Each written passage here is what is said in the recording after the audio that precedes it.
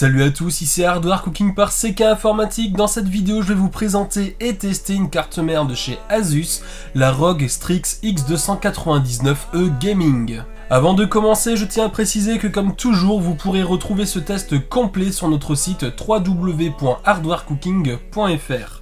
Basée sur un chipset X299 et sur le socket 2066, cette carte mère fait d'office partie du marché haut de gamme.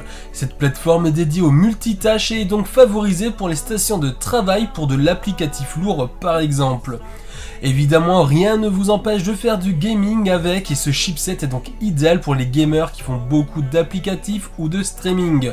En revanche, si votre PC sert uniquement à jouer, vous devriez plutôt passer sur le socket 1151. Avant d'aller plus loin, faisons le tour de la boîte. Celle-ci présente sur la face avant une photo de la carte, la référence et quelques technologies embarquées. Sur l'arrière, nous retrouvons bien plus de détails avec les caractéristiques techniques et fonctionnalités. Dans le bundle, nous allons trouver le manuel d'utilisation accompagné du CD d'installation des drivers et logiciels, la plaque IO Shield, 2 sachets de 2 câbles SATA, une rallonge pour bande RGB, une sonde thermique, des autocollants pour ne plus vous perdre dans vos câbles, un coupon de 20% de réduction sur la boutique Cable Mode, un petit panneau à accrocher sur la clenche de votre porte, une antenne Wi-Fi, un pont SLI, un Q connecteur, un second câble d'extension RGB, un support SSD, on y reviendra plus tard, la visserie pour SSD au format M2 et enfin un petit sachet avec quelques serre-câbles. Visuellement parlant, cette carte mère est plutôt sobre avec un ton bicolore gris et noir.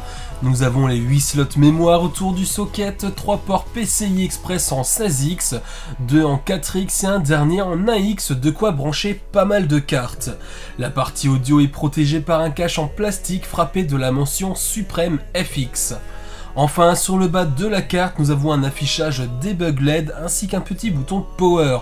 Bref, le tout est homogène et visuellement très sympa.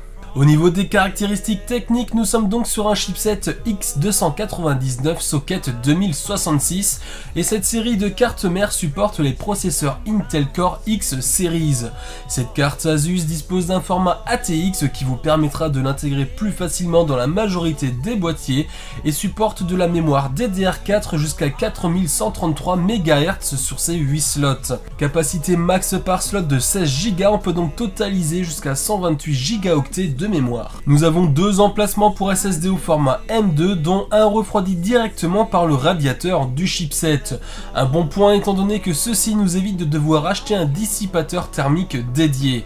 Le second emplacement se trouve juste sous l'alimentation 24 pins de la carte mère et se place perpendiculairement à la carte mère via un adaptateur. Bon, concrètement on trouve ça assez moyen, en effet les coups donnés par inadvertance sont assez probables. Pour finir avec le stockage, nous avons également 8 ports SATA 3, pas de U2 ici. Au niveau de la personnalisation, nous sommes aussi gâtés. En effet, nous pouvons fixer sur la carte mère certains éléments imprimés en 3D de votre propre création. Le côté RGB est bien évidemment toujours présent sur cette carte mère, cependant nous n'avons pas l'aspect sapin de Noël avec du RGB de partout. Nous aurons une barre RGB sur le cache de la connectique arrière de la carte, mais aussi sous le socket avec une pièce marquée ROG du plus bel effet. Au niveau de la connectique arrière, nous retrouvons les 6 ports audio, les 2 ports pour les antennes Wi-Fi, 2 ports USB 3.1 Gen 2, un de type A et un second de type C, 4 ports USB 3.1 Gen 1, ce sont les ports en bleu, bien sûr un port RJ45, 2 ports USB 2.0 et enfin un bouton BIOS flashback.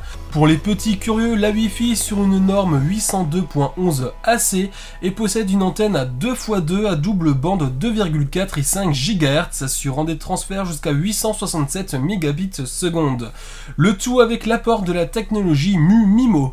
Enfin, parlons overclocking. Pour tester cette carte maman, nous avons décidé de tester la fonction Easy Tuning qui sert à overclocker automatiquement le processeur. Et puisqu'il nous a fallu une configuration complète pour tester ça, voici le détail.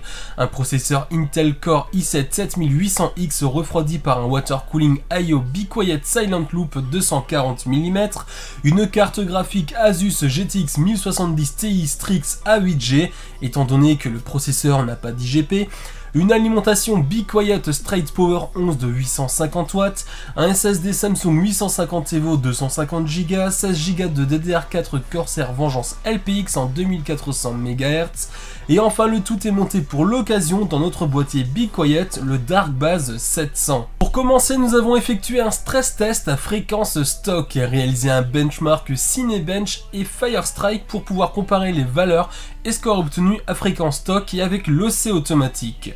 Pour rappel, le processeur est refroidi à l'aide du water cooling en 240 mm de chez Be Quiet et la température ambiante de la pièce est à ce moment-là de 25 degrés Celsius.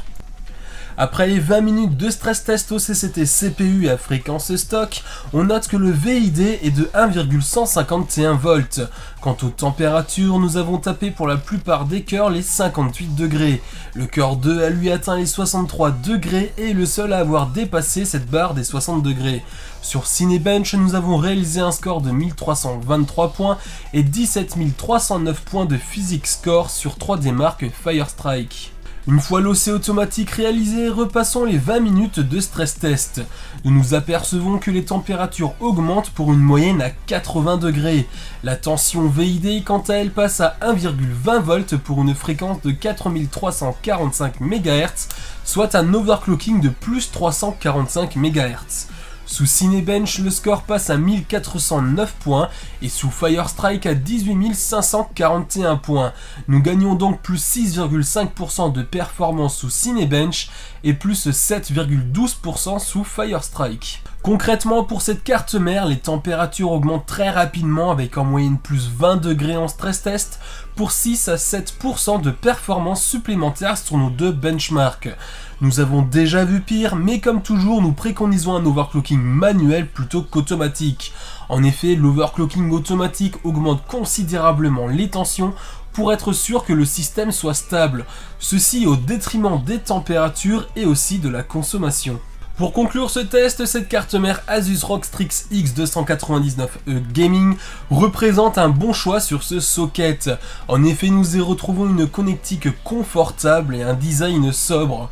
Le tout pour un prix moyen de 330 € chez Amazon par exemple, je vous mets le lien dans la description. Pour rappel, nous trouvons en plus des 8 slots DIMM, 3 ports PCI Express en 16X, 2 ports en 4X et enfin un dernier en 1X. Nous avons les 2 slots pour SSD au format M2, dont un qui refroidit directement via le dissipateur thermique du chipset, ce qui nous évite de devoir payer un dissipateur séparément. Le RGB est discret, ce qui ne nous déplaît pas avec tous les sapins de Noël que nous pouvons trouver sur le marché. Nous disposons aussi d'un port USB 3.1 pour le front panel et ça c'est cool.